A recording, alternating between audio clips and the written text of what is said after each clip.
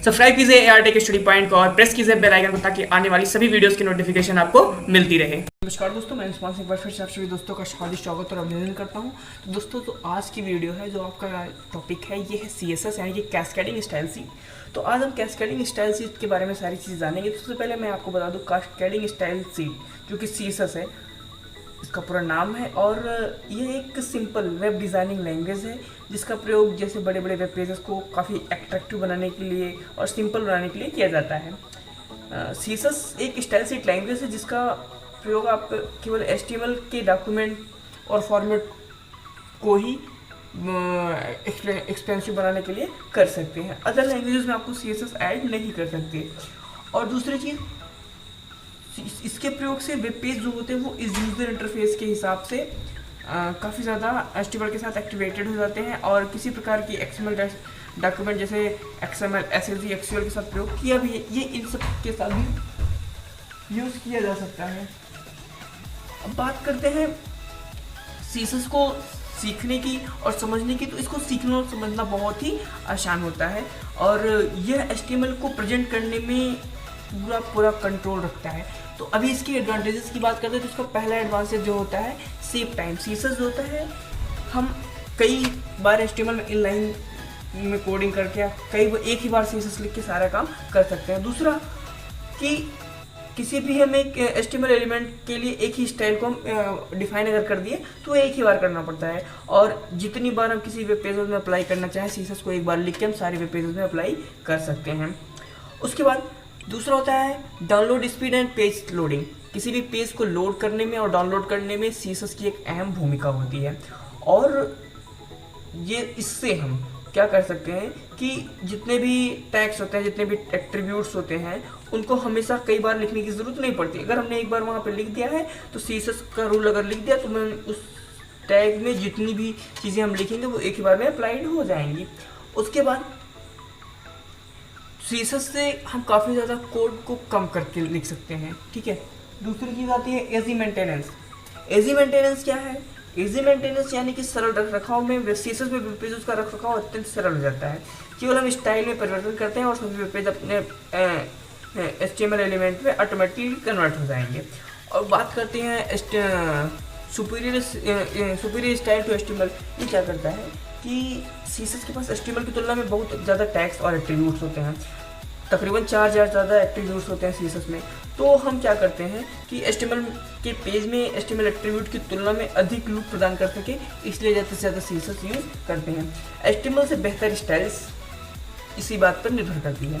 अब बात करते हैं MDC यानी कि मल्टीपल डिवाइस कॉम्पैटिबिलिटी, यानी कि स्टाइल शीट की सहायता से हम कम कंटेंट को एक ही कंटेंट को अधिक प्रकार से डिवाइसेस के लिए ऑप्टिमाइज कर सकते हैं।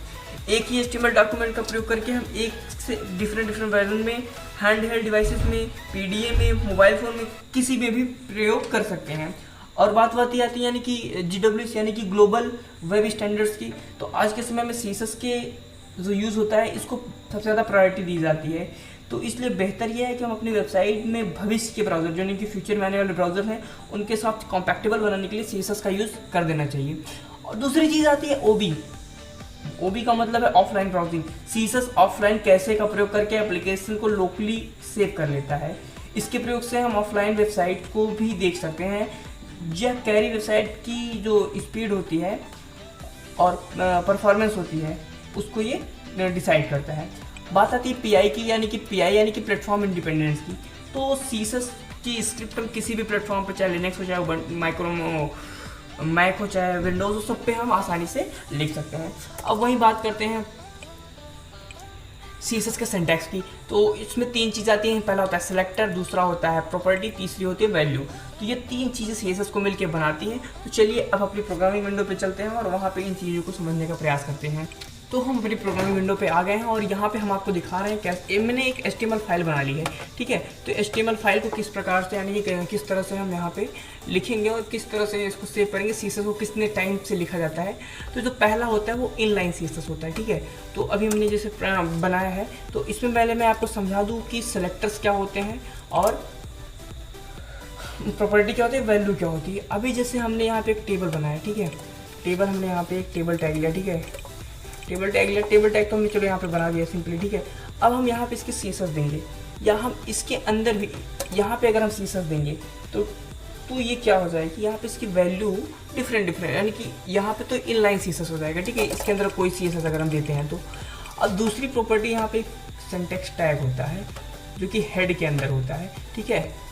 तो यहाँ पे हम स्टाइल टैग ओपन करेंगे, यहाँ पे ऑलरेडी ही सीएसएस ही ले लेता है। उसके बाद हम यहाँ पे टेबल अगर लिख देंगे, ठीक है, टेबल लिख दिए। अब टेबल की प्रॉपर्टीज़ को हम यहाँ से डिसाइड कर सकते हैं, ठीक है। तो ये जो टेबल हो गया हमारा, ये तो हमारा एक सिलेक्टर हो गया।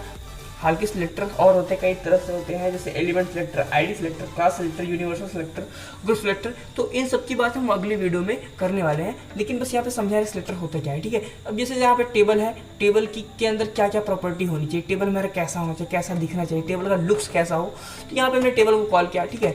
अब यहाँ पे जैसे टेबल में बॉर्डर देना है, ठीक है, बॉर्डर, टेबल में बॉर्डर देना है, तो हम ये हमारी प्रॉपर्टी होगी, यानी कि बॉर्डर प्रॉपर्टी हो गई, ठीक है। बॉर्डर कैसा होगा, ठीक है, तो जैसे मैंने बोल दिया बॉर्डर हमारा होगा 1 पिक्सल होगा, ठीक है। तो इसकी वैल्यू हो गई, या सॉलिड होगा, ठीक है, सॉलिड होगा। उसके बाद इतने से हमारा जी नहीं भरा, तो बोलो भैया हैशटैग C 0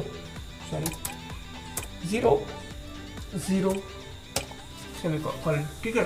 तो इन सब चीज़ों को हम यहाँ पे प्रॉपर्टी बोलेंगे, यहाँ से लेके यहाँ तक की चीज़ों को हम प्रॉपर्टी बोलेंगे, और सॉरी वैल्यूज़ बोलेंगे, और इसको हम प्रॉपर्टी बोलेंगे, और इसको हम क्या बोलेंगे, सिलेक्टर बोलेंगे। तो उम्मीद करता हूँ कि वीडियो आपको पसंद आया। अगर वीडियो आपको पसंद आया हो तो चैनल को सब्सक्राइब करो और मुझे सपोर्ट कर सकते हैं, और प्लीज़ बेल आइकन को दबाना आप बिल्कुल मत भूलिए।